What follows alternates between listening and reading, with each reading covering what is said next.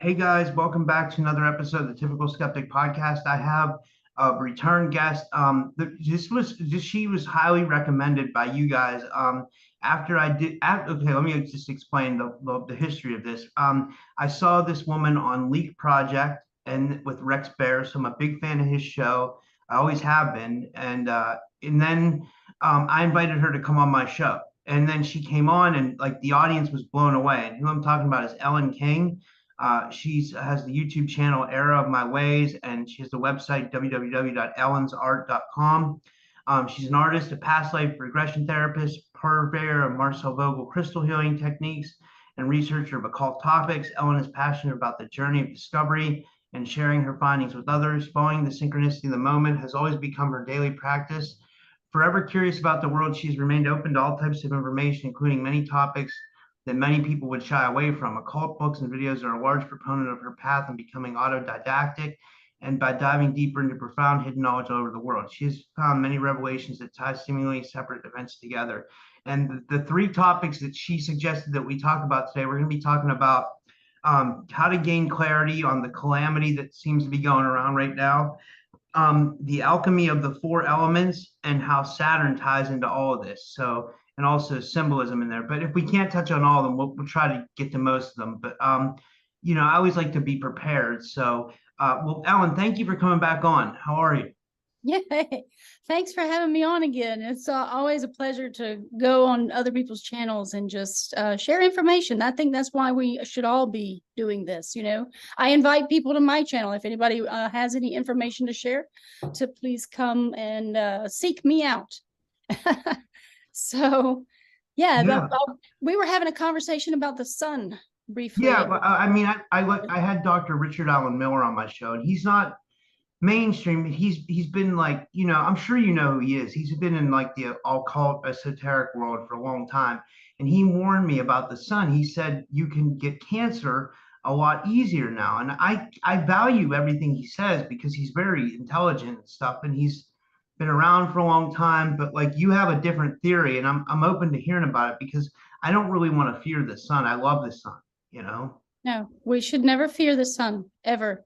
Even though you can get sunburn and things of that nature, I never use sunscreen and I never have problems. All you have to do is you can use lightweight garments to protect yourself from the sun when you go to the beach, but I do not ever use skin products because of the toxic chemicals that are in them.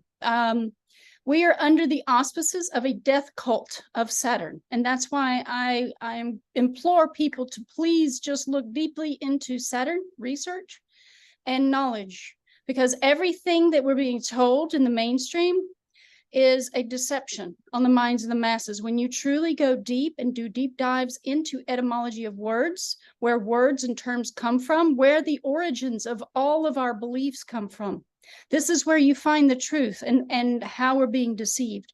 So Saturn has many, many, many, many different names. Many. I mean, I haven't even found the ending point of this entity. And this entity equates to Earth, basically.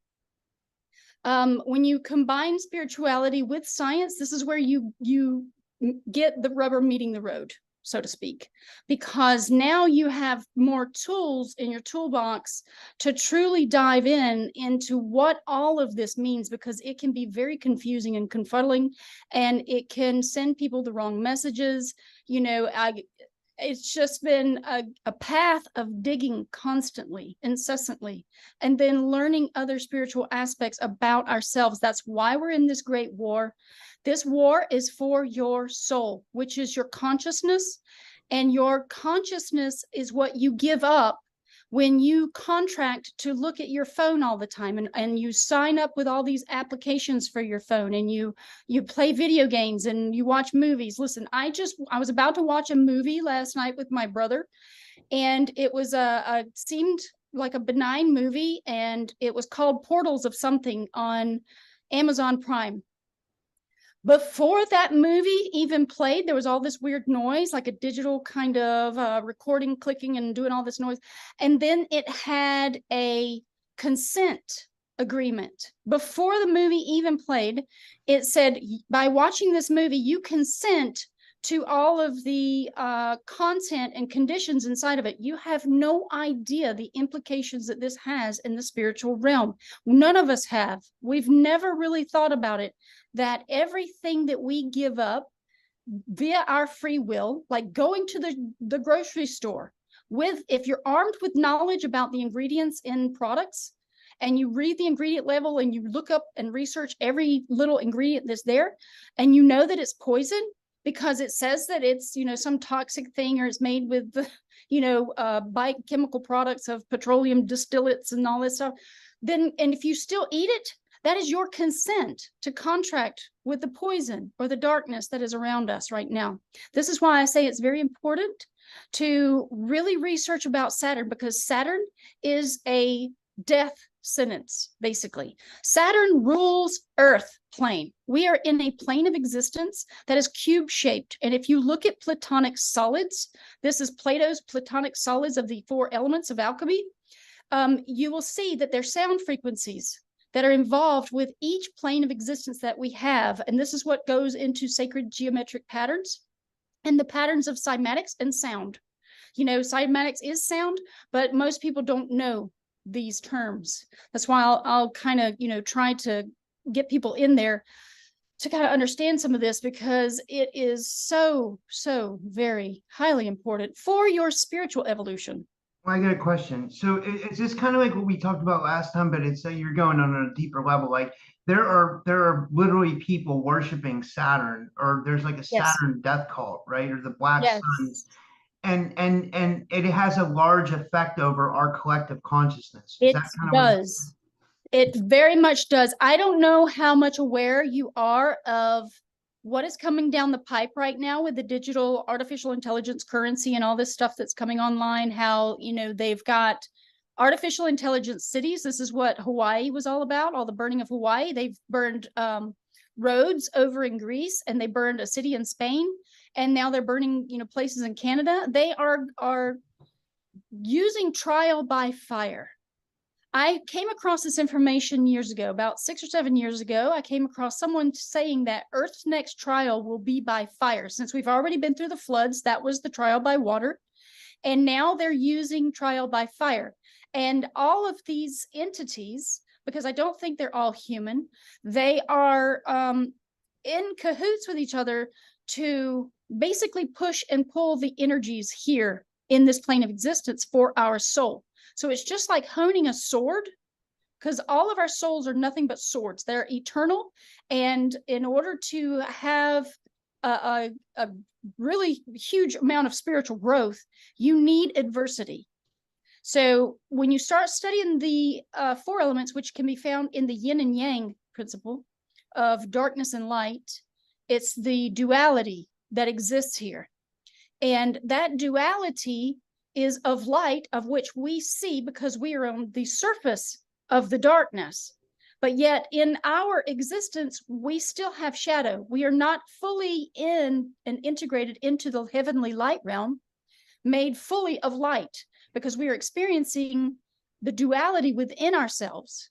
So you have to think about Earth plane as the center of the crossing, the intersection of 2 other worlds. So you have light and you have dark, and it can be best explained in like the Rosicrucian design that they have of the world and some other occult places. I actually joined the Rosicrucians, and I have to say it is a loving order. They focus primarily on meditations and knowing yourself fully. They do not use or employ magical practices. And so with that being said, for people who truly just want to know themselves and to dive deeper into things like remote viewing and being able to astral project, that's what this group is about. It is a mystic group based and founded in mysticism. And I'm not out here to promote it, but I know that people will be curious and they'll be looking for places to go.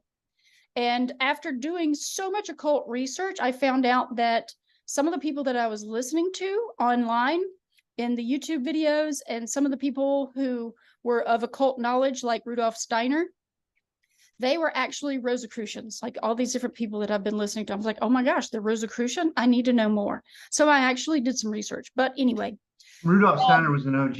he was like an OG of like spirituality and like consciousness exploration. You know what I mean? I remember when I first kind of got into this stuff, like when, like, well, I think I might have told you this, but I'll say, like, I was into art. I listened to Art Bell in my 20s, and then, I kind of got away from it. And then in 2016, I had a reawakening. And one of the first things I came across was Rudolf Steiner's stuff. And I was like, blown away that he was talking about all this stuff that, or like the kind of like we're talking about now, but he was talking about it in the early 1900s, I think, right? Is that what it was? Yes, so he predated, us obviously right now, but he was really into biodynamics and bringing back the knowledge of biodynamic farming, working with the practices of what they consider high magic. It is not magic. Whenever we're talking about magic, what I've found that it is not magic. It is our innate abilities that we have been like fearful of. Basically, we have been encouraged to not look within. This is why there's so much noise out here in the world, is they've got to keep amplifying the chaos so that people will not take the time nor the energy to put forth into studying themselves. They want as much noise and distraction as possible. This is why we're seeing so much chaos right now, and it's going to have a point where it's going to amplify, and then it's going to like plateau, and then we're going to just descend back into an evolution of mind. Well, everybody was wondering like what the next thing was going to be when the bioweapon didn't, kind of do everybody in. Well, now we know what the next thing is, and obviously they're setting the world on fire. So they Yes. feel like, so they're just like stripping everybody from what they have, and they're calling it brush fires. But like, like I wouldn't be surprised if like they try to take some of us out, because like we're talking about it and we're exposing it, but we know something else is up. You know what I mean? We know something more is going on when the whole fucking world, excuse my language, and the whole fucking world's on fire. I mean, it's just weird. It's like Canada, Greece, Spain, France, Hawaii. It's like, what are they going to do now? It's like, why are all these places on fire? Unless I thought about this, unless it's Mother Earth like trying to say something, which No, I don't think it is. I think no. it's more malevolent. What do you think? No, I came across some information where I guess he was the president of Japan. I'm not sure what they call their leader over there. He was asked directly why he gave up his country to the oligarchs, basically the cabal. And he said because they threatened him with earthquake weapons and they were going to destroy all of his people if he did not acquiesce to their demands of giving up, leadership. And this is what we're seeing around the world, is that basically this mafia, Nazi mafia, that has taken on different personas. It's not Jewish, it's not mafia, it's not anything. We are dealing with these entities that live beneath the ground mostly.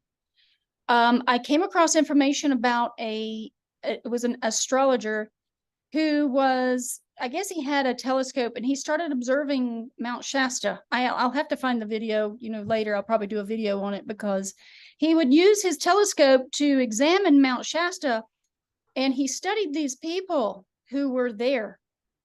And apparently they lived beneath Mount Shasta, because I don't know how he figured that out, but there were lights on Mount Shasta that he would observe, and somehow he got his hands on some information about the people there, and they would celebrate midnight. They would celebrate their Thanksgiving at midnight, which would imply that they were worshiping darkness. And I must say that you must learn the symbolism of anybody out there. They need to learn the symbolism of night and day, because it's more than just, light and dark. This is where the whole, the notion of yin and yang comes in, because even the moon, the phases of the moon have an energetic power over us and our plane of existence. And it is connected to the heavenly luminaries that we call planets. The luminaries are fixed in the firmament, and they never change except for the ones that oscillate back and forth like an electrical device, because all of the light over our head is electric. This is where the electricity comes from. The ground is the physical earth plane. That is the negative polarity. We have the positive polarity and the negative polarity. All of earth is a battery, and all the trees are batteries, just like we're batteries. And we've just been lied to on so many levels, but the free energy movement is mounting among us right now. It's surrounding us right now, and it's about to explode. That's why everything is about to come to a head. That's why 2030 is so important to these entities, is because that is their deadline to try to get us under their rulership completely. But it's not going to happen that way. There's too many of us, and there's too many of us that are awakening. But Yeah, and I think that was on purpose. But I wanted to go back to one thing you said when you were talking about light and dark. The first time I heard, well, not that wasn't it wasn't the first time. I guess it's been portrayed in movies and stuff, but but where I really started to grasp like the concept of the light versus the dark was the Emerald Tablets of Thoth. And I always say, I'm not sure if that was Thoth who really wrote those or if it was just some highly esoteric person. I mean, they say Dr. Doriel found the tablets underneath the pyramid on Mexico. And I'm like, okay, I don't know, because it's weird because there's like the Emerald Tablet of Hermes, and that's real, that's in a museum.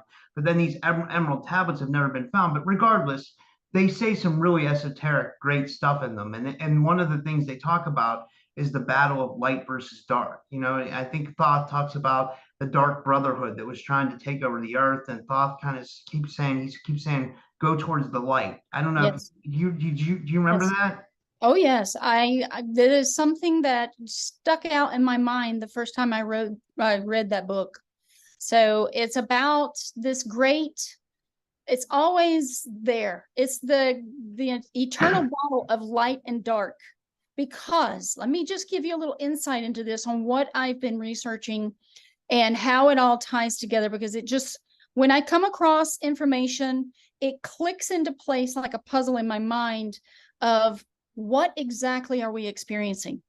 First and foremost, science has already proven that we're in a holographic reality and that time doesn't really exist, but all things exist in time. And this, you'll also find that in the Emerald Tablets of Thoth. But the Dark Brotherhood has to have its time in the sun as well, because we have to remember who we truly are. And that's what their purpose is to remind us about the light. We must know darkness in order to comprehend how much light we have. And so they push us. And a lot of souls actually emerge from the primordial ooze. That would be the black goo, the blackness of hell, Hel in Yggdrasil. And they get their first beginnings there. And this was something that I meditated on about the children that have been missing in tunnels and stuff. I'm like, why, if we actually choose this experience, why would these children come as souls and choose that experience? And what I got inwardly, because everybody can do this, you can do your own introspection. What I got was that these souls are from the primordial ooze. And they may even be some that were like sent to hell for one reason or another because of their downward states in consciousness that we can all choose to go to.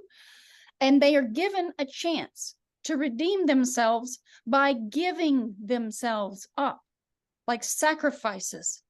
This is how you gain light. This is the same thing if you find the Yggdrasil story of the Norse cosmology narrative with Odin and everything, you learn that these warriors who go to Asgard, because they're doing self-sacrifices, they get to go to Asgard and to where the Aesir are. They go to Valhalla as a light soul being instead of going to hell, because hell is where all the dark soul beings go. And you get opportunities for spiritual evolution. But depending on your choices, this is why I say the free will construct is so important to know, that everything you give your consciousness up to is a contract with Saturn. Saturn equates to time, which is this entire world. We cannot leave Saturn's construct until we gain enough light or go back into the spirit realm if you're come down to help the other souls to gain more light. So there's this push and pull, and this is the grand play. This is the stage, the world. You've always heard about the world being the world stage. Well, it is a stage for all the souls to play their game. We came in as different archetypes. People can look at this in the zodiac and find out, how can someone write a playbook that knows your character traits absolutely through what they call the zodiac? Because once you look into the planetary cycles, and your sun sign is the most important, because that is your light. This is the sign of light that you came in to represent. But then your moon is also second. You know, you have an ascended sign and then your moon sign. The moon is the mood that you brought with you, the mouth, the expression of life. And that moon is tied, it is the dark light that's tied to the underworld. This is what I'm starting to develop as a vision for, you know, all of my occult research and doing inward questions, because I ask inwardly a lot, and I get truth. You know, this is so weird. This is how we must be synced. Our minds must be synced, because I was just thinking of questions to ask you while you were talking. And one of the questions I wrote was, I swear to God, it says, what does the moon have to do with all this? Because I've noticed that, like, so I thought that was weird, first off, but it's pretty cool. But then secondly, I've noticed that people act very strange during these full moons. Like, and I don't know if you and I have talked about this before, but I know I've talked about it on my show before. I mean, people are basically ready for the nut house when there's a full moon. You know, like, I mean, there's more car accidents, fights breaking out, like people arguing with each other. People will antagonize you. It's very strange. Now, I've heard people compare this to that our bodies are more water and that the moon has more water. But because we're talking about Saturn, I thought maybe the moon has a tie to Saturn. And then also, I wanted to go into, are there actual entities on Saturn, or is it the energy of Saturn that's affecting us? So two different questions there. Sorry, it's just important though. No, it's fine. So with Saturn, Saturn is this construct. The moon exists inside of Saturn, and so does the sun. Saturn is when you go into your dream state, you are in Saturn's realm still. You're under the influence of Saturnian elements. Saturn rules the darkness. He is our overlord. It is an energy construct. And you've heard of Cult of the Black Cube, I'm sure, right? I have the book. Yeah. I have a book, and this might be backwards. Yeah, it's backwards because of my screen. I bought this book for $75, and it's online. People can read it. I'm just going to flip the mirror on my video for a second. But this is Cult of the Black Cube. And you can see Kronos is eating his children.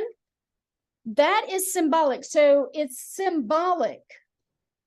And the only child he did not eat was Jupiter.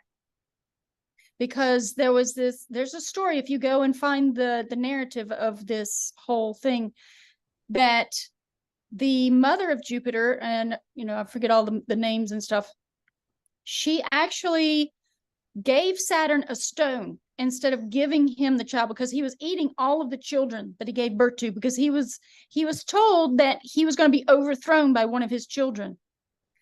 Now, what I'm starting to gather about Saturn and Jupiter is that Jupiter quite possibly is our sun. But I'm still tying that, weaving that whole fabric together. Is this kind of like astrotheology in a way? It ties into everything to do with this existence, and everything that they are telling us in movies and signs and symbols is all tied to astrotheology. We just have never been taught this. That's why I'm on this crash course of learning this stuff myself, because I don't know anybody out here that's teaching it, except for Santos Bonacci.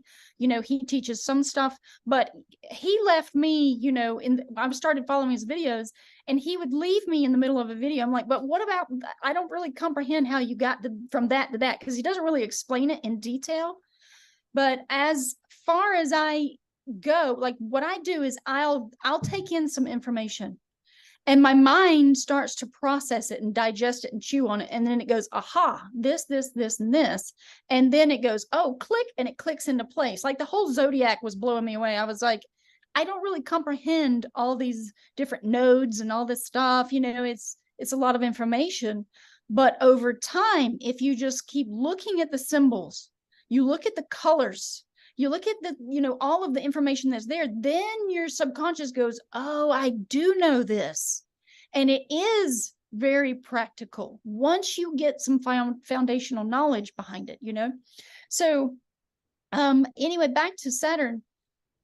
So we've got Saturn, which is the darkness and the shadow realm that's below our feet.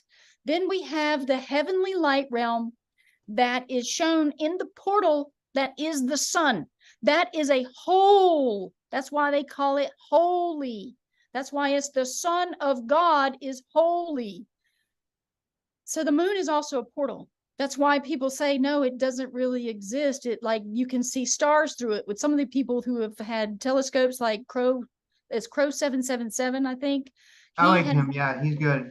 He's been videoing that, and he showed one where the stars are actually seen through the moon, and then he has that little phase, that the little distortion that's coming down the moon when he's filming it with his camera. So the moon is a hologram, just like this entire existence is. But the hologram, I do think, this is what I'm kind of getting to, is that it is tied to the underworld, and that the moon gives birth to souls and all kinds of souls, but so can the sun. So we can come up and down through the portal of the sun, and then some people go back and forth through the portal of the moon. And the moon pushes and pulls with its energy. You'll find this in occult magical practice, that the moon going into phase, which is waxing, it actually pulls in energy. This is why people can be affected by the full moon. But as soon as that starts phasing out, when it goes into darkness, now it's waning. And that waning or wanting, it is actually the time to work dark magic. So what have we seen recently? The Lion's Gate, which was actually on the 17th. So I thought that was the 8/8 Lions Gate, but it's the 17th, maybe. Yes, because it's tied to the moon cycles. It's not tied to a day cycle. It's tied to a moon cycle. And the first day of the moon coming into phase or waxing was the 17th. That means the Lion's Gate means us, because we have Leo, our Leo, the lion heart, it's our Leo moment to bring in or manifest through our intentions the things that we want to see. And because everybody's in this grand awakening, guess what that's going to do? Exponentially, we're going to start pulling in the things that we see, which is truth. So, but when more people grab onto the spiritual level of awareness, then they'll be like, oh, you mean I can actually manifest anything that I wish in my own world? That's why they're so fearful right now. And that's why they're in a hurry and a mad rush to get artificial intelligence inside of people. So this is because I've noticed that, like, can I just tell you, like, I needed to manifest money for something, just, it doesn't matter, like, I'll just tell you. So like I started using like binaurals, and I was using affirmations and subliminals every night, and I was on my mind, and then boom, I manifested money. I don't know what it is. It's like, it's weird. It's like, it's never been like this before. I've tried manifesting before, and it was always like, like it wasn't as this is like intense. You can really manifest stuff within this Yes. Let me tell you, here's the problem. The issue with most humans is because we started out in first grade with Pisces. First grade means they've collapsed all of the knowledge. They've erased it with water. They've washed it over. And now we've got the 2 feet or 2 fish of Pisces. We're trying to find a path. That's what that resembles. And so now we're going into the age of Aquarius. This is second grade. Second grade is we must have all of our tools and all our facilities to fight the battle at the end of the age, which is 2,150 years from now. So the battle of the end of the age will be us and our innate abilities against the artificial intelligence. And there's 2 factions that are coming about, the metaverse and the metaphysical. So we have God-given powers that are so powerful, so much more powerful than these dark forces. The dark forces do not have the ability to create for themselves. So what do? They get us, they trick us into their deceptive practices to do all of the dark acts for them. What are we doing? We're employed by jobs. See, money is just venom. And it's actually a Jewish term. Somebody had sent me, no, but money is actually this Jewish term if you spell it backwards. And it means like demonic stuff. So I was like, okay, well, there you go. But everything, see, our English language is actually backwards. This is actually being spoken of right now, but our sound frequency that we speak through English is disharmonic, discordant, and it is destructive. And this is why our world is upside down, because it's English, which I suspect is tied to Merovingian, I-N-G. I believe it was that Gaulish family that actually created our language to be discordant, disharmonic with the sound frequencies or cymatics of our world. If you go and look at Tartaria, the Tartarian narrative is explaining, people are curious, where did these buildings come from? Who was this society, Tartaria? Well, Tartar means thief. And Tartar was like strong thief, and it's actually tied to the Mongols. It was tied to the Mongols. They were called Tartars. But the real thing, the truth behind Tartaria is that it was part of the Atlantean and Lemurian society.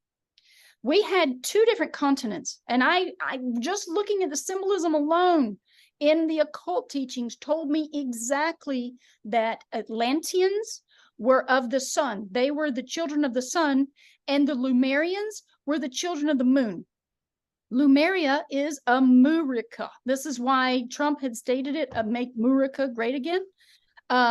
It was Murika is how he spelled it, but because he was trying to tell the people who are, can be looking at this kind of stuff, that this is Mu, and we have to make it great again, because it used to be one nation under God, but we have been divided ever since we were infiltrated by these Freemasons, and it began with George Washington. Wait, I got a question. Like when I was listening to, I always go back to Sam Tripoli's shows because he has a great show. It's called Tinfoil Hat. But he was saying that when he was going, because I did an interview with Michelle Gibson. She gets into a lot of that Tartaria stuff, and but Sam was saying that he thought at one point that maybe it was like Khazarians versus Tartaria. Where did these Khazarians come in? Like, do you know anything about them? Like, because it seems like they have a big influence over our reality too. Yes, and again, you hear from native tribes that there have been people, they call them ant people, they call them all, there's all these different types of beings from underneath the ground. This is very important to know, because obviously if you're living underground, you're hidden from the rest of the world and people will not find you. Why have they outlawed going into random caves to explore? There's a reason for all of these things. You can't go explore caves and spelunk on your own. You're not supposed to do this. It's against the law and federal regulations, because they don't want you discovering truth. And now that people are actually going against, a lot of the different things, the rules and regulations that have been employed upon us, and they're filming everything, you'll find that these people are actually going into caves and they are finding the craziest things, like things that are looking at them while they're videoing and stuff. I'm flipping my video screen again so that it looks like I'm looking at you. I don't want it to be like I'm not looking at you, because it's weird when I'm looking off to the side. Anyway. No, I know. I do that too. I mean, like I said, I think it's just the way Zoom is. Like, because I often look at myself and I'm like, wait, it looks like I'm looking off to the side, but I'm not. I think people realize that. I think people realize it's a Zoom thing. But like, yeah, I'm paying attention. Trust me. I am. I'm like, I know that's very weird. It's strange. It's kind of weird when you're having an interview and you're like looking off in a different direction. So I just mirrored my screen so it would just look back at you. But yeah, so, and why haven't we been allowed to fly over the North Pole? Because it's all a lie. They've been lying to us, and they've been controlling where we can and can't go. So wait, are you a flat earther? You know what? When you get into astrotheology, you realize that all of the different cultures around I'm not calling it flat Earth. It is the egg. That's why it's Yggdrasil. It's the Why do you keep saying Yggdrasil? That's Norse, right? Yggdrasil. yes, yes, I because don't know much about the Norse. I know a lot of Sumerian, but I don't know Norse. when you look into the Norse cosmology, you go, wait a minute. You compare it to everything in our known world, and you're like, wait. They have a realm called Hell, Hel. They have a realm of Niflheimer, Nephilim. I've heard of that. Yeah. Oh, is that where the giants are? That's the realm of spirits, frost. It's a frosty realm of spirits and frost giants. So I'm just leaving that right there. And then it has different elemental giant realms. Asgard is one of them. Asgard is for the light or air giants. And then you have the Jotun, which is the earth giants, and you have Muspelheimer, which is the fire giants. Now, there's been people that have actually seen, and this was on Terry Carter's channel. He's like a guy who does metal detecting and treasure hunting and stuff. He interviewed someone who went to a mountain in Utah and was warned not to light a campfire at night by the local natives. They said, don't light a campfire at night. You will regret it. Well, he did it anyway. It was a Hispanic man that went looking for gold. A lot of prospectors are out there and they go on their own to look for gold. He lit a campfire at night and he said that these giants showed up. They were black and they had flaming eyes and flaming hair. He said it scared him to death. There were 5 of them. And so he ran away from his campfire, hid behind a rock, and these things are just like hanging out in his camp. And I don't know how long they stayed or anything, but it was the most insane story. I was like, what? Oh, I got one that can talk. I got a good one too. I was listening to this is insane. I keep going back to this podcast because it was so interesting. So I was listening to this. I found this episode of Whitley Strieber's Dreamland. It's called Abductions in Bali, Indonesia. It's called Abductions and High Strangeness in Bali. I can send you the link. It's really cool. What it's about, there's this guy named Alan Lammers. He goes to Bali, Indonesia to set up like radio communications because they have like a problem with the local logging and the government. So like, and they, so they set up these radio communications places so they can get in touch with people. So then the government will look more into the logging issue. Well, I guess this guy, Alan Lammers, he found out that there's like certain things you can do and you can't do in the jungle there. And one of the things is you can't wear colors. And he went into it. They said one day they were walking and they were walking through the jungle and this guy had yellow socks on. And that night when they were walking through the jungle, he got bit by something invisible. It took like a huge, like 4 scratch chunk out of his leg. And that night he was in like a high fever and he was like throwing up and stuff, but he made it through. And he said he had no clue what bit him. But then the story gets even deeper. What happens was these things, it kind of reminds me of what's going on in Peru right now, because I think if people listen to this, they would see what the alien problem is in Peru. These aliens that live in Indonesia, I guess they're aliens. I don't know what else to call them. They abduct people, and sometimes they bring them back, and when they bring them back, they're healed. But sometimes they don't bring them back. So it's almost like they control them and they do whatever they want. Like they can heal them or they can take them away.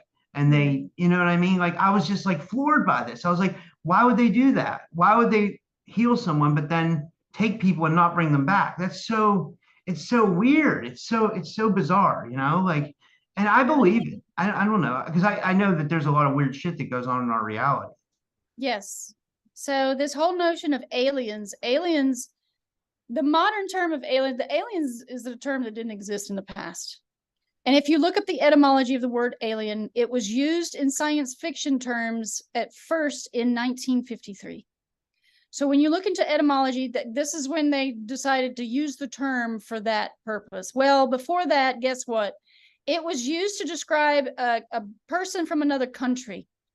And basically, there's a person that doesn't pay taxes, in that country. So, I mean, this is the nonsense that we buy into, is whatever the narrative is spun in the mainstream. And until people actually, take root into what the past has to say about literally everything, words, terms, all the signs, symbols, all the things around here, then entities. It talks about entities. All the past talks of, like, all the mythologies have entities in their lore, and then they call it mythology. But I think if people look deep into mythology, it's like the whole story with the Anunnaki. It's like we know something now. I think it's like we can all decipher that something existed here with us that possibly made humanity, but it's so hard to decipher what that was. I know Jason Brashears from Archaics thinks that they might have come from like underground, kind of like you're saying. So like Yes. I think that there's a lot about the underground that we're not told. There's this woman. I know this name's going to sound crazy, but her name's Reptilian Hybrid Housewife on YouTube. But she has some really interesting stuff. I'm telling you. She says she's a Saurian, and I'll tell you what, this lady can go deep into it. She knows some really. I mean, it's more than you would think. It's more. I shared this in my Discord group. I was like, this is more than you learn from just reading stuff. I was like, this woman knows something. It's like she's been exposed to something, but but it's not just stuff that you can read on Reddit. Like, she knows more than that. You know what I mean? So I don't know. She's just she's just, it's hard to say. The thing is, well, getting back to your Anunnaki, and I'll get back to the reptilian one. Well, let me cover the reptilian real quick. I know 3 people that have seen them. There was 3 people. The 2 people saw hybrid because the eyes shifted. And these people don't know each other. None of them know each other. One person I know who is working for government contracts absolutely saw a full-blooded reptilian before her. And they're masking themselves as humans right now. They have that technology. They have this crazy, profound technology that we are about to embrace. We're getting all of the scraps. That's old, very old technology. That's why this artificial intelligence is coming in, is because it's very old. But what they're doing is they're getting ready for Ahriman, which is also Angramanyu. It's a destructive force that is going to be allowed to have a physical body. And that's what this whole goal is bringing in, with the Google Cloud becoming sentient and learning about everything.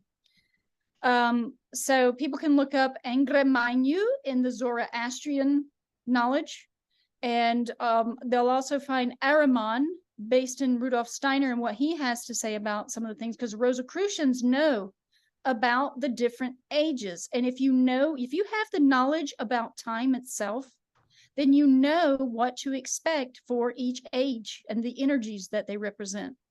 So that's why I'm so passionate about the zodiac and learning astrotheology, because once you know this foundational truth, you will realize that they are lying to us about NASA, the deceiver, and outer space, because outer space is all around us. And it is Earth. It is the Platonic solid. When you go into Plato's Platonic solid, you will see that a cube equates to Earth, but a cube is also Saturn. So what does that mean? It means that Saturn and the heavenly light realm are co-creating this reality that we experience right now. And holographic reality, right? Yes. And like I said, there's different diagrams and things that you can look at, but also with the Anunnaki, when you truly look into Sumerian and you look into the language and what different words and terms mean, Anu was one of the leaders of the whole group. Like, Anu was a god. They considered Anu a god. I'm not sure what the Na is, but Ki was earth. Ki is also Ki, or inner Chi, or China, Chinese. So Ki is spelled from spelling, casting spells on your mind in many different ways. The most important thing to take from any type of sine wave or sound wave or cymatics is the sound that something is making. So Chinese, or Ki-nese is what it would be. They are putting the Ki, or the inner Chi, which is us, on its knees. I've done a whole video about the planet X and how they're basically talking about this again. X equates to number 10 in Roman numerals, but also the X, you'll see X everywhere right now. Why? Why are they talking about Gen X and Planet X and X-Men and X this and that? Because the underworld of hell, and probably Muspelheimer and Niflheimer, they're probably all, ganging together to destroy what we know as God's creation. This is why there's so much destruction coming from the chemtrails. They're blocking the light from the sun. They're, destroying plants and things and destroying crops. They're amplifying the fire principle through these elemental forces that they're using. That's why I say alchemy of the 4 elements, getting back to the basics, you will gain the eyes and the wisdom to see. Boy, I got a question. Why doesn't okay, so I guess if you believe in this stuff, then you probably believe in angels too, or maybe you don't. I don't know. It's something we haven't talked about yet. But like, but it seems like you believe in God, right? So like, I mean, it seems like you're a very highly spiritual person, to be honest. Like, but like, why don't angels or God interfere in this reality? Why do they let all hell run loose? Like, do you know, or I mean, like, or is it something that we have to overcome ourselves? It's very simple. You must know darkness in order to comprehend your light. Here's the thing. Whenever you hear Lord, they're not talking anybody in the religious world. Whenever they talk about the Lord, they think they're talking about Jesus, or they're talking about the Lord of light. A Lord, go look up the definition of Lord, and you will comprehend what I'm getting at. The term Lord is just a shortened version of overlord. Saturn is Lord here. He's the Lord of darkness. The only other thing that we have is free will. This is why the light beings do not interfere with our free will. They do not do that. You have to ask for help in your life if you wish for them to help you in any way. And so you can actually sit, and this is just a technique that I taught other people, friends and family and everything. I said, look, it's this simple. You can call it prayer, you can call it meditation, you can call it whatever you want. It's the same thing. Your intentions coupled with your thoughts and your emotions creates your reality. It can manifest for you. So when you know yourself fully and you can feel the energetic forces inside of you, like joy, gratitude. Gratitude is over love. So you have love, joy, and gratitude. When you feel these things inside of you and you're just grateful for everything, that's the sensation of creation. And all you have to do is feel that vibration, look up at the stars, because that's where the light realm is, and ask for help. It doesn't matter what it is. Guess what? They are going to start working for you, because this is a crystalline, dense reality that is a part of the dream world. As soon as your meat suit is done, as soon as you drop out of your meat suit, you are instantly in the realm of spirit, and you cannot have the tangible experience the same way until you get another meat suit.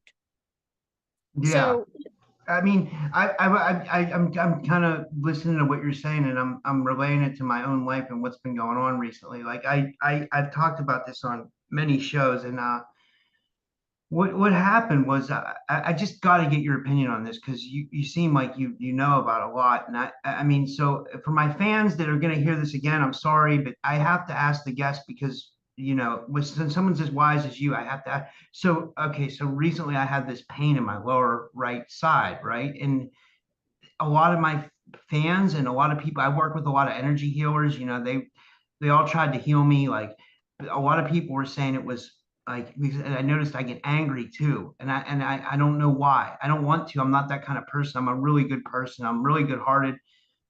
So it's not normal for me to have anger. What happened though was 6 months ago, I went through a bad breakup. I thought I was with the girl of my dreams, and it just totally devastated me. It just fucking threw me through the floor. Like, and then all of a sudden, a couple months later, this pain started showing up. And I didn't want to go through mainstream medical, but I did. I went and got a CAT scan. I didn't want to let them give me all that radiation, but I still did, because I wanted to know if something was really wrong with me. I wanted to know. Then they did the thing where they put the camera over your organs, like it's called, I can't remember what it's called, but whatever. A And then sonograph. they did blood work and everything came back fine.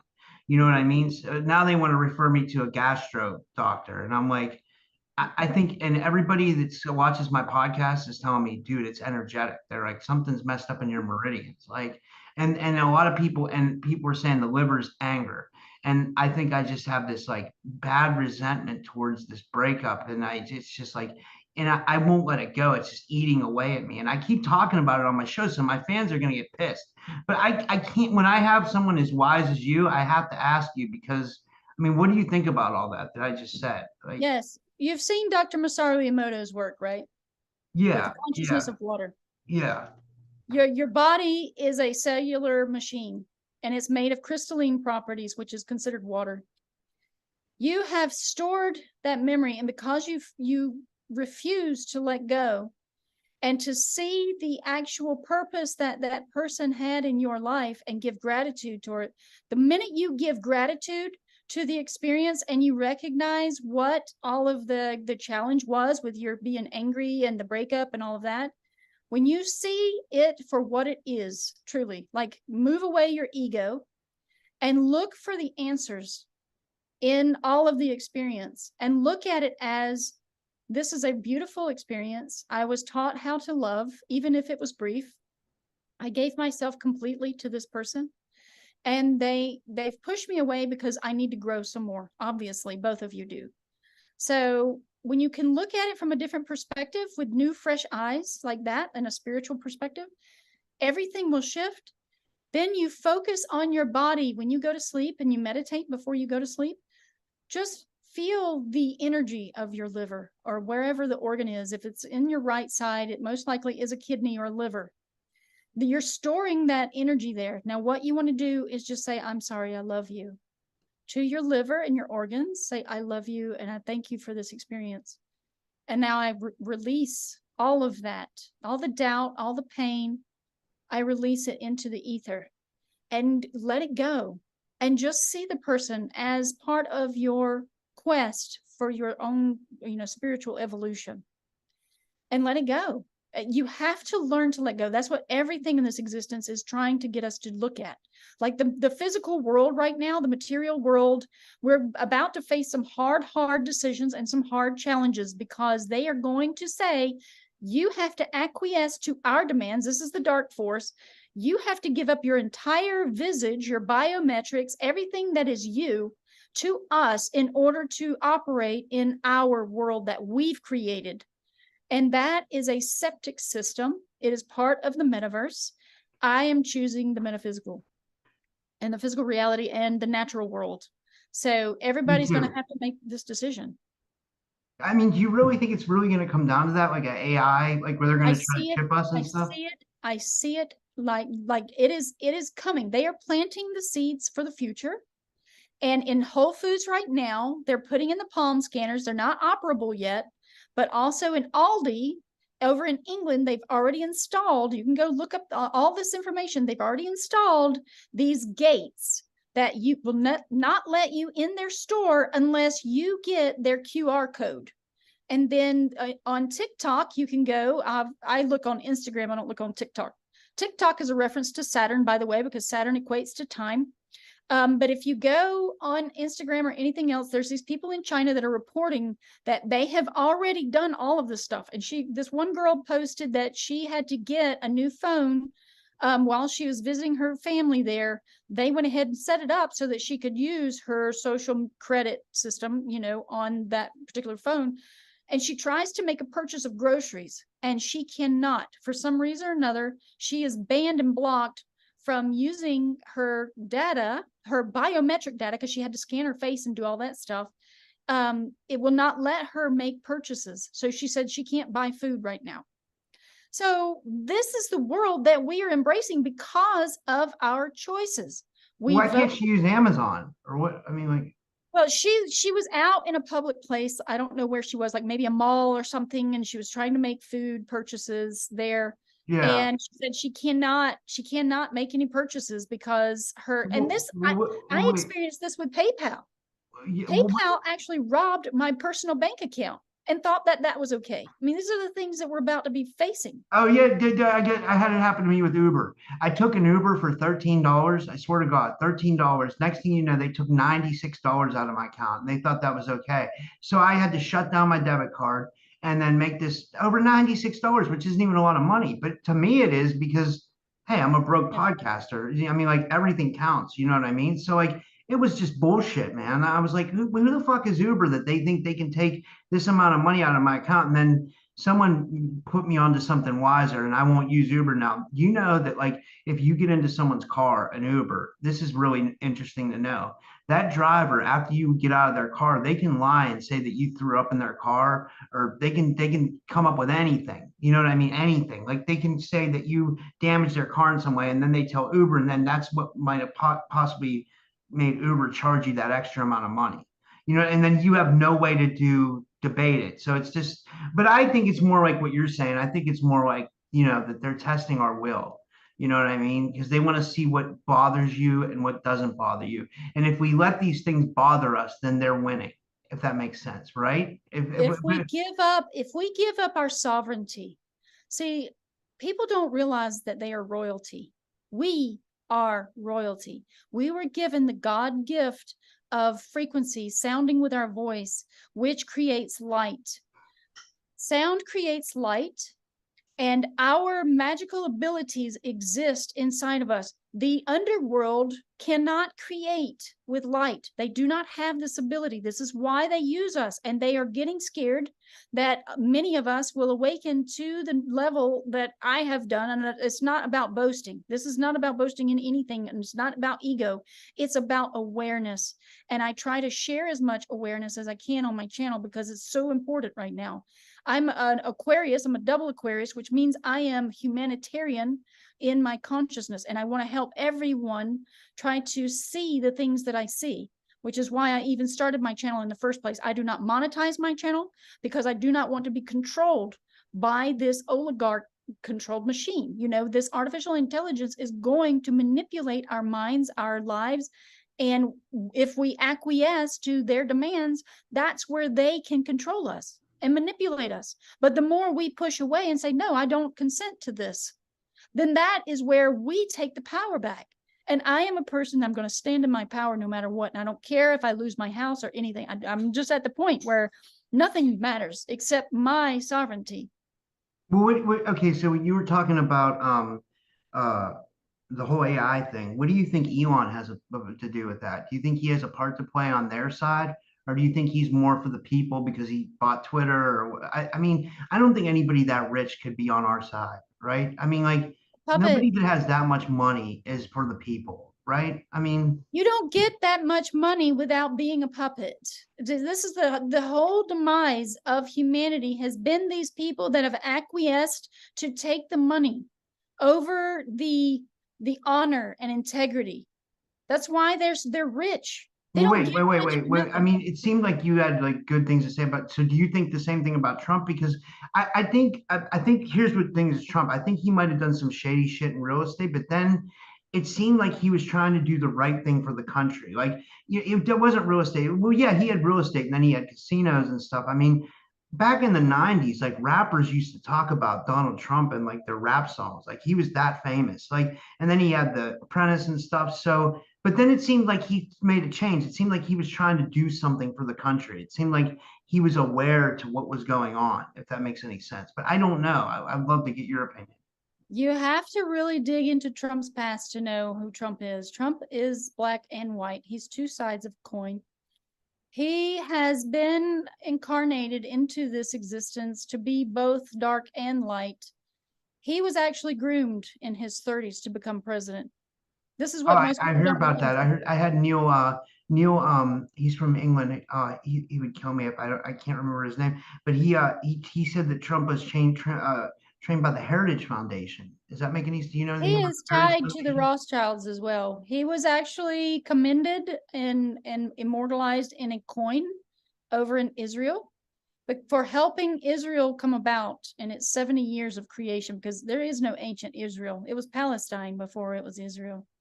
And the Israelis, met their demise once the Khazarian Jews, or, Rothschild and all them, once they took over their country. Well, They wait, had to establish. I heard that the Khazarians are pretending to be Jewish. I heard they're not really Yes, Jewish.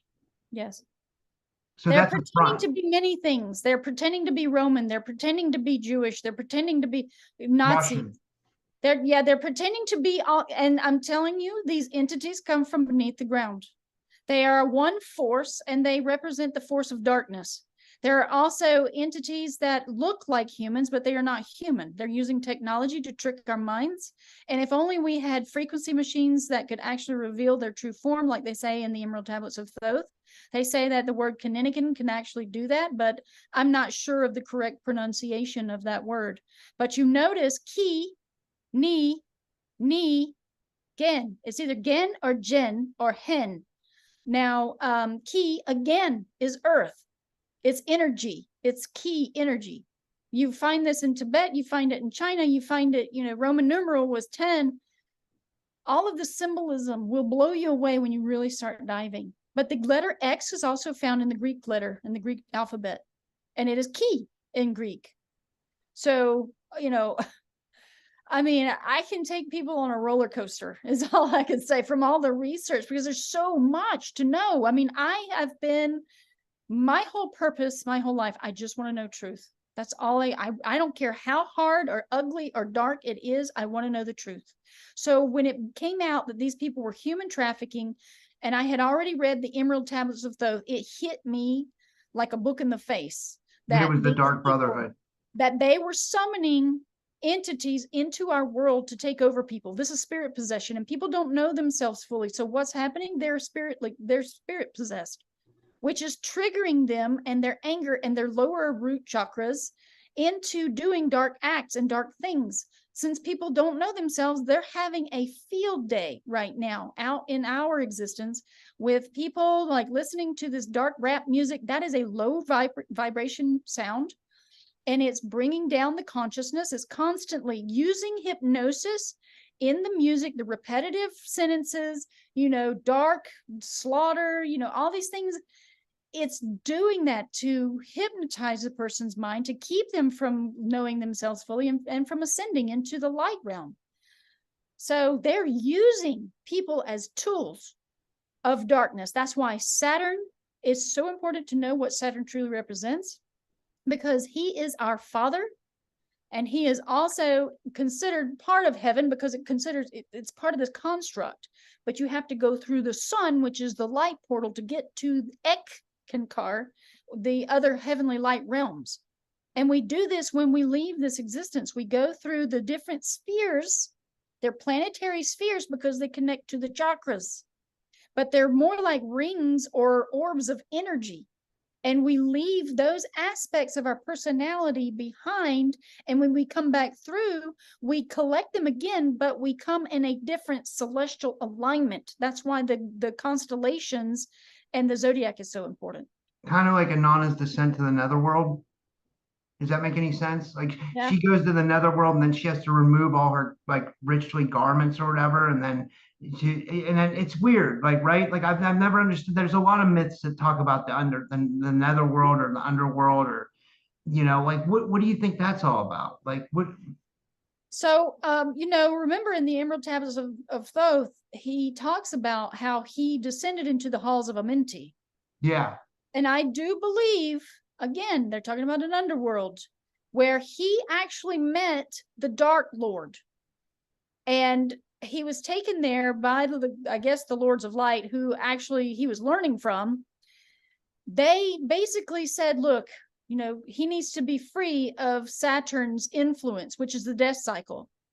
So the Lord of Darkness saw that he was worthy, but he had to choose some sort of labor. What did he want to do as his new job? Because he was about to get eternal life. And he chose to bring people up in their consciousness, basically. He's like, I want to be the teacher of men. I want to be the scribe of knowledge and to help people reach the light. And so that's why you get to stand before the Dark Lord to let you free once you've obtained enough knowledge and awareness of the cycles of time and of your spiritual ascent and all this other stuff, being able to go through the astral and see other planes of existence and all this. They're different timelines. So once you've done this and you've explored consciousness to its fullest, you are then free from this construct. I'm sure there's other ways to achieve this, but that was Thoth's way, or Thoth, and they call him Thoth, and they call him Thoth. Well, yeah, there's a couple of things that you said. I think, you talked about the halls of Amenti. I remember Gerald Clark thought that Thoth was meant that the halls of Amenti were under the Giza complex, like the whole Giza, that they were underneath. It was underneath that whole area. And then, oh man, I had a mind wipe. I hate when that happens. Fucking hate this shit. Not with this. I love the conversation, but I had a mind wipe. I hate when that happens. Like, because I was trying to talk about something, and it was sorry. God damn. Sorry, I It's don't mean okay. to cuss. I just get it Yeah. frustrates me so No, bad so, when I get a mind wipe. and also, so what you want to do is just relax right now. Instead of tensing yourself up. No, serious. Just tense. When you get tense, you start to emit, and especially with the emotional states. I'm learning this because I'm learning magical practice. Magical practice is very serious. If you start doing the initiation into Hermetics by Franz Barden, you learn that you must control your emotions. And when you control your emotions, then you can quell that energy and you can focus more. So, cursing and doing, other languages and stuff, it's sending out, again, you're sending out daggers into the ether all around you. So instead of doing that, think about, okay, how can I just relax my mind and focus I on found out what I was going to say. So thank you for that. That made, and I got, you're right. I need to do that more. I was going to ask you if you astral project, because that's what Thoth says in the Emerald Tablets. He says that he was able to have OBEs, and that's kind of like, I tie that into Gerald Clark's work, because Gerald talked about that, and Robert Monroe, and because Robert Monroe went deep on out of body, and I tried having out of body experiences. It was before I met my ex, and I was really deep into meditation. I was almost getting out of body. I was getting close, and I really think there's a big difference between an out of body experience and a lucid dream. I think a lucid dream is completely different, because I've almost popped out of body, and I felt what it feels like, and it's strange, but and then it seems like you said you almost free yourself from this construct, because then you realize that there is an afterlife, or there's something else more to this physical meat suit. So what do you think? Do you I know, because you said you were a Rosicrucian, do you try to practice astral projection? I have not worked on it 100%, but there is a book by William Bowman. It's Adventures Out of the Body. It's after I read that book and I went to sleep, my body, my subconscious mind, or we need to stop calling it subconscious, because it's not below us, it's actually above us. So it's superconscious mind, was working on that. And I actually started feeling the vibrations and things from the experience. And the very simple process is to change your position, like set your clock to about 2:30 a.m. or 2 a.m. or 3 a.m. and go and change your sleeping position. Go to another room, to a sofa or something like that, and go and lie down and go to sleep. And this will usually have some profound effect. Now, I do have one of my subscribers that reached out to me. They have generously offered to send me the entire CD, or I guess it's going to be on a Fire Stick or something, not a Fire Stick, but a flash drive.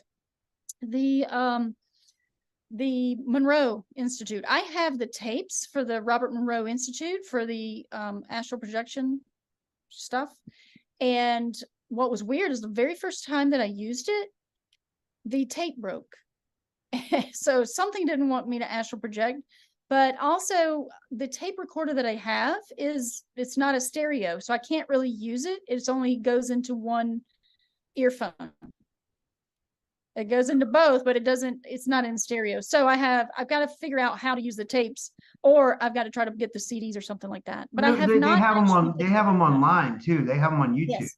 I think they have them on, but I don't know how good they are. But not the whole thing. You only get a sampling of it. just to kind of test it Are you out. talking about the Gateway experience? Yes, the Gateway They have experience. that. You got to look for it. It's on the whole. They have like it's like 6 hours. Like it's like something you have to do night by night, like Yeah, going yeah, through the yeah. process. Mhm. It was very I tried doing it, but it wasn't. I didn't have success with it. You know, I think it's good though, but I think I just didn't have. It was. You also have to have that desire. Again, your will has to be focused on this when you go to sleep. You have to be like, no, I really want this, and pull it up into your solar plexus, the energy.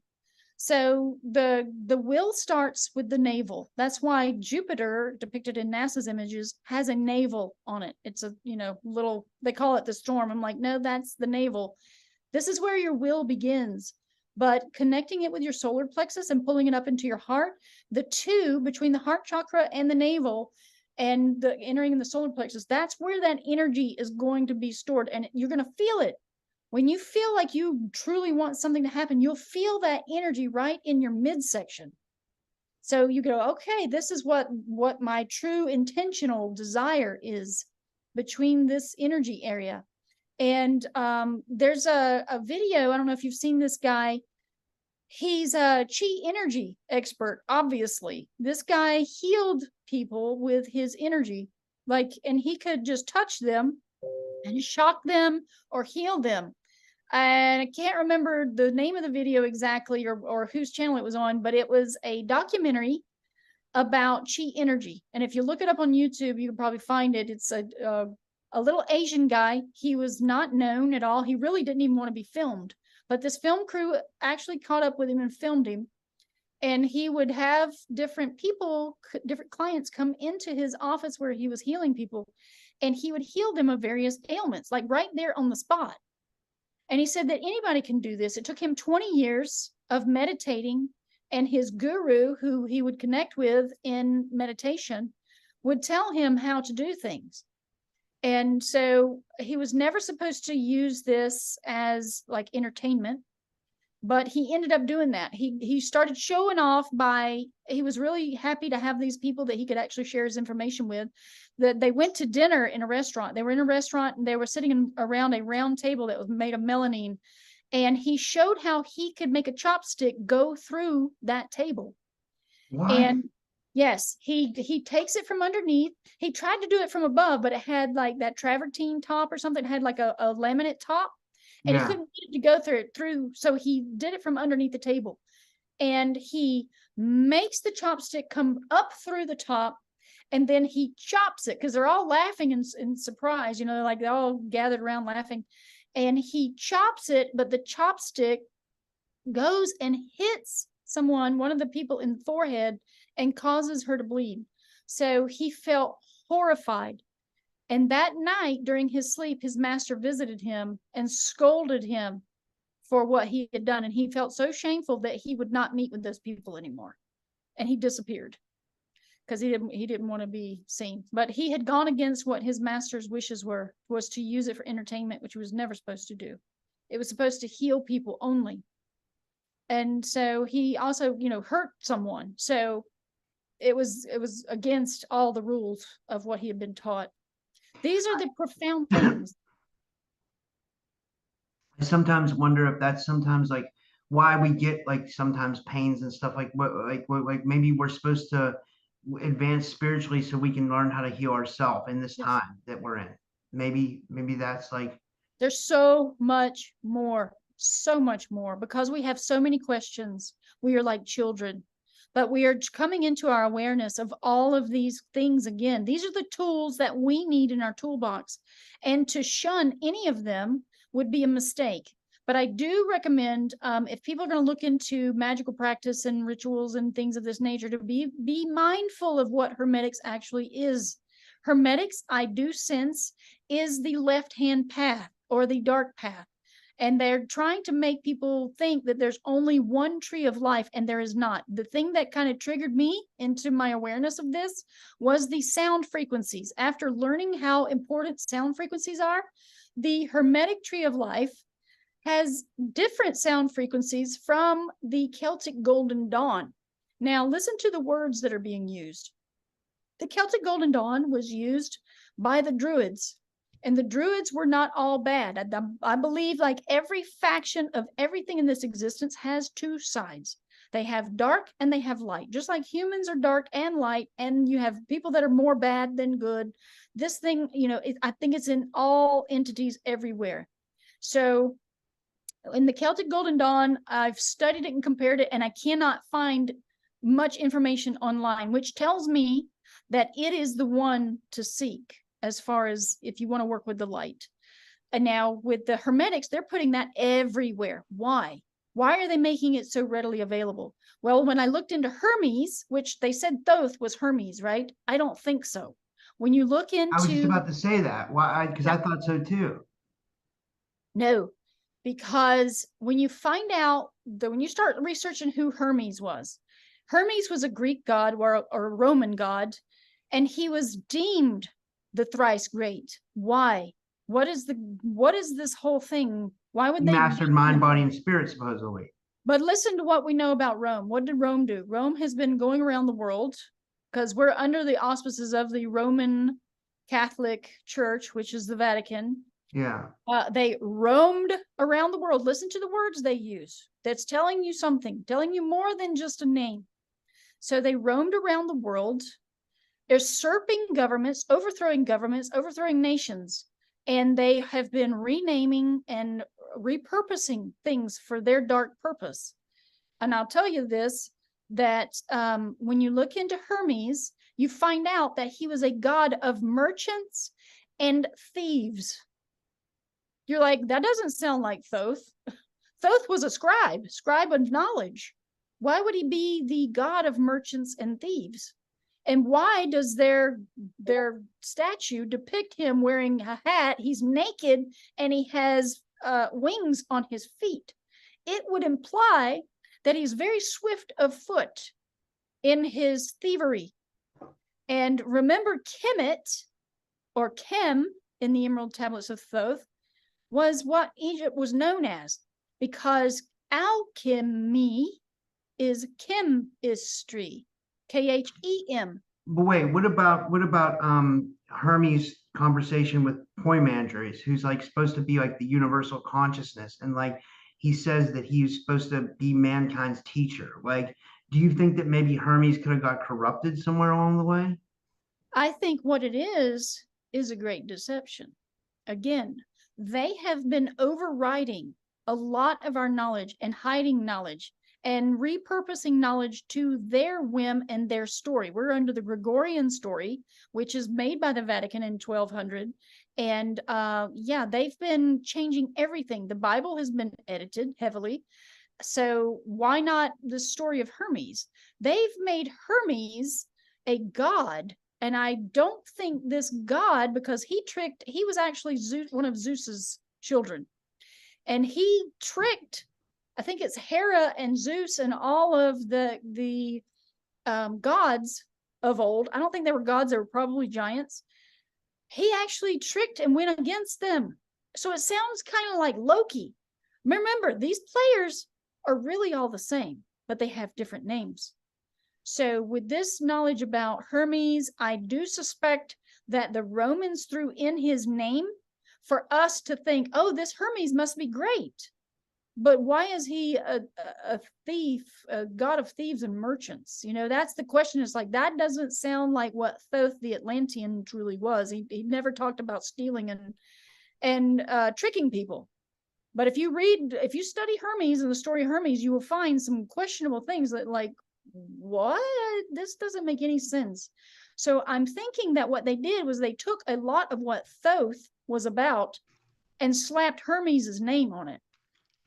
Because what I suspect is that Hermes was the thief that stole all the knowledge from Kemet. And then they called it Egypt. Because GYP means swindler. And remember, the H is silent in most languages. So and that's those done by the Greeks, right? Because the Greeks, it goes back to Alexander the Great when he had his conquest, you know what I mean, of when he basically had the Ptolemies rule Egypt, right? Yeah. So we have a lot of overriding of our real native story. I'm not even going to call it his story because that's somebody else's story that has been overwritten.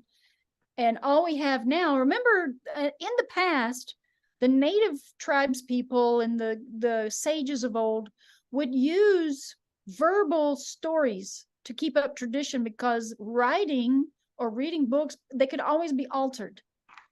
So now our stories, our oral tradition is coming into social media. This is how we are getting our stories, is through social media and movies and all this stuff. They're telling us truth and selling it to us in fictional format. So all these myths and legends and all this stuff, that's the stuff that we need to start looking into, because it's the reality from the past. And I do say that once we move forward into the future, because I see it coming down the pipe, the age of Capricorn is going to represent the rise of the hybrids. That means half human, half animal creations. And Chimeras. Yes, the chimera and, the hybrids. We're already seeing some of the hybridized food, hybridized, the rabbit that was like glowing because they used jellyfish DNA in it. They're sampling stuff now, but they're really focused on the artificial intelligence because they're trying to create Planet X, which is chaos. So that whole thing, they're muddying the waters of the original creation so that it will be distorted dystopia. And nobody will know who they truly are. And that's why they're doing gender X. When you get your passport, if you go and get an application, as I did, I got it online, but I picked up one from the post office. It now has a gender X that you can mark instead of a male and female. And anywhere else you go, you see things where it says, oh, I non-specified gender, because they are trying to blur the lines from our sovereignty, our royalty, to now take artificial intelligence and give them rights as well. And plus the hybrids that are going to be coming around. So they're muddying the waters of this original creation. Wow. We're going to have to continue this again. I'm going to have you on for a part 3. This was really good. This was insanely good. We talked for an hour and a half almost. So like that, I can't believe the time went that fast, really. Well, did you want to tell everybody where they can find? Thank you, first of all. This was amazing. I thought I'm going to have to go back and listen to this like 2 or 3 times to get it all, because I don't think I got it all today, but I'll watch it during the premiere tomorrow when I put it out, and then I'll probably watch it again. And it was really that good. But do you want to tell everybody where they can find you and everything? And thank you so much. Oh yeah, thanks for having me again. So Era of My Ways on YouTube is my YouTube channel, and Wellenbe, WELLENBE.com is also another website that I have. And you can also email me at wellenbe@yahoo.com. So that's a way to get in touch with me. And we didn't touch into anything with Saturn. I mean, it's so deep. It's so deep. Would you want to come back on in September and we can do another show? We can make this more regular, like, because it seems like we can get into some really deep stuff. I think we could definitely do another one if you want. Oh yeah, I mean, yeah, just let me know when, and because I will be on vacation from the 3rd to the 7th, so just look September. Okay, so we'll do like late September, because that's better. Yeah, that's fine. When I have openings anyway. So that's okay. Okay. All right. Thanks, Ellen. I'll talk to you soon. Okay. Thank you. Thank you. Have a good night. All right.